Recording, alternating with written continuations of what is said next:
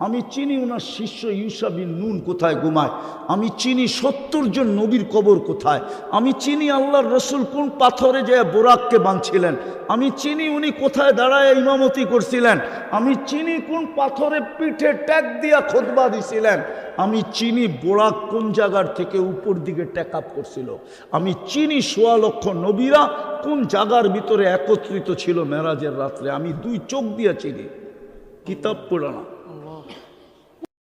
দুরবস্থা হবে কেন?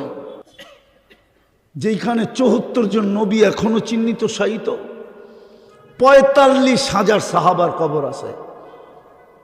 আমি মশহুর বলতেছি 2-4 জনের নাম: জাফর ইবনে আবু তালেব, যায়েদ ইবনে হারেসা, আব্দুল্লাহ ইবনে রওয়াহা। আর কি লাগবে? চিনেন জাফর ইবনে আবু তালেবকে? চিনেন যায়েদ ইবনে হারেসাকে? চিনেন আপনারা আব্দুল্লাহ ইবনে রওয়াহাকে? 45,000 সাহাবার কবর। ওই ফিলিস্তিনের এই দুরবস্থা হবে কেন? আজকে মুসলমানের এই দুরবস্থা কেন? আমি একটু আগে বলে আসছি, এখনো বলতেছি, এই মিরপুরে প্রত্যেকের বাড়িতে ব্যবহৃত কাপড় আলমারিতে যতগুলা আছে, বা এইখানে লোকগুলার ব্যবহৃত কাপড় আলমারিতে যতগুলা আছে, যদি বলে 5 বৎসর একটা সুতাও কিনবো না, তারপরে চলবে না চলবে না? চলবে। হ্যাঁ, আজকে যদি সারা দুনিয়ার মুসলমান বলে 5 বৎসর সুতাও কিনবো না, দেখেন না কাল সকালে দুনিয়ার কি অবস্থা হয়। শুধু তেল মারবে না আপনাদের পায়ের নিচে, দুনিয়ার বিখ্যাত গিয়াইনা খালি মারতে থাকবে, বলবে ফিরত নে, কথাটা ফিরত নে।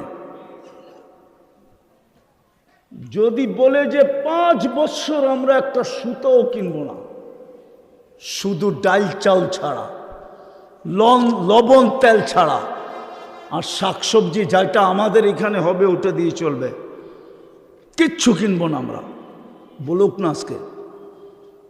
হইতে পারে এই কথার কারণে, এই বুদ্ধি দেওয়ার কারণে আমাকে মাসুলও দিতে হইতে পারে, কিন্তু ভয় নাই, মুহূর্ত একদিন নির্ধারিত সময় আসবে, আর আগেও না পরেও না।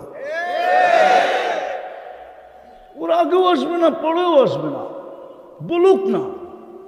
শুধু ইঞ্জিন স্টার্ট করছে, ইঞ্জিন মনে হয় মনে নাই, ঠিক না?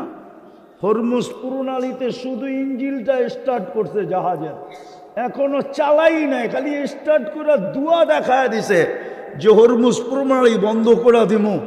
ওই রাতের ভিতরে পায়ে ধরে যুদ্ধ বন্ধ করে দিছে। মুসলমানের দুরবস্থা কেন? কেন ফেরেশতা আসে না? আসবে কোত্থেকে? বন্ধু আল্লাহ সব সইতে পারে, বন্ধুর নাফরমানি সইতে পারে না। প্রমাণ দিব, ওলামাদের সামনে প্রমাণ দিতেছি। আল্লাহর ঘরের ছাদে 360টা মূর্তি ছিল, আল্লাহ কিচ্ছু বলে নাই। নারী পুরুষ উলঙ্গ তপ করতেছে, কিচ্ছু বলেন নাই। বাইতুল্লাহর ছায়ায় বইলা গাইরুল্লাহর পূজা চলতেছিল, কিচ্ছু বলেন নাই। কিন্তু বন্ধুর উপরে আবু লাহাব আঙ্গুল উঠাইতে দেরি, তাব্বান লাকা মুখ দিয়া বাহির করতে দেরি, জিবরিল তাব্বাত ইয়াদা নিয়া দৌড়াইয়া আসতে দেরি করে নাই। কিয়ামত পর্যন্ত আল্লাহ বুঝাইয়া দিয়েছে, আমার নাফরমানি সইব, কিন্তু বন্ধুর নাফরমানি সইব না। আজকে উম্মত বন্ধুর রঙে রঙিন না। যেই রসুল দুনিয়াতে আসতে দেরি, আমাদেরকে মেসেজ দিতে দেরি করলেন না, মাত্র চাদরে রাখছেন, ডাইন দিক হইয়া সেজদায় চলে গেছে, সেজদা করেন না, মেসেজ দিছেন উম্মত নামাজ। যেই নামাজ দেওয়ার জন্য আল্লাহ কোনো মাধ্যম মধ্যখানে রাখতে চান নাই, যে কারো ছোঁয়া লাগতে দিতে চাই না, হ্যান্ড টু হ্যান্ড দিব, উঠা আসেন আরশে, আমি দিব, আপনি নিবেন, মধ্যখানে কোনো সৃষ্টির ছোঁয়া লাগতে চাই না। যদিও নাকি হজ সৃষ্টির মাধ্যমে দিছেন, রমজান সৃষ্টির মাধ্যমে দিছেন, সমস্ত কোরআন জিবরিলের মাধ্যমে দিছেন, জিবরিল কি সৃষ্টি না? কিন্তু নামাজটা তো হ্যান্ড টু হ্যান্ড দিলেন। যাওয়ার সময় তো চিৎকার দিলেন, আসসালা আসসালা। বন্ধুর মনকে শান্ত করার জন্য দায়িত্ব পর্যন্ত নিলেন, লম্বা করতে চাইতেছে না। মুসা আলাইহিস সালামের প্রশ্নে আল্লাহ রসুলের মনের ভিতরে চিন্তা জাগছে, 5 ওয়াক্ত যদি না পড়লো তা আল্লাহ মনে হয় কানে কানে বলছে, বন্ধু নিয়া যান, আমি ডাইকা ডাইকা পড়ায় নিব। অফিসওয়ালাকে অফিস থেকে ডাকবো, আদালতওয়ালাকে আদালত থেকে ডাকবো, খ্যাতওয়ালাকে খ্যাত থেকে ডাকবো, খামারওয়ালাকে খামার থেকে ডাকবো, মেইলওয়ালাকে মেল থেকে ডাকবো, রোডওয়ালাকে রোড থেকে ডাকবো, ঘাটওয়ালাকে ঘাট থেকে ডাকবো, হাটওয়ালাকে হাট থেকে ডাকবো, বাজারওয়ালাকে বাজার থেকে ডাকবো, বাড়িওয়ালাকে বাড়ির থেকে ডাকবো, ঘরওয়ালাকে ঘর থেকে ডাকবো। আমি ডাইকা ডাইকা পড়ায় নিব, আপনি নিয়ে যান। ওই আল্লাহই তো ডেলি 5 বার আমাদেরকে ডাকে, ঠিক না? এর চেয়ে বড় অপরাধ কি হইতে পারে?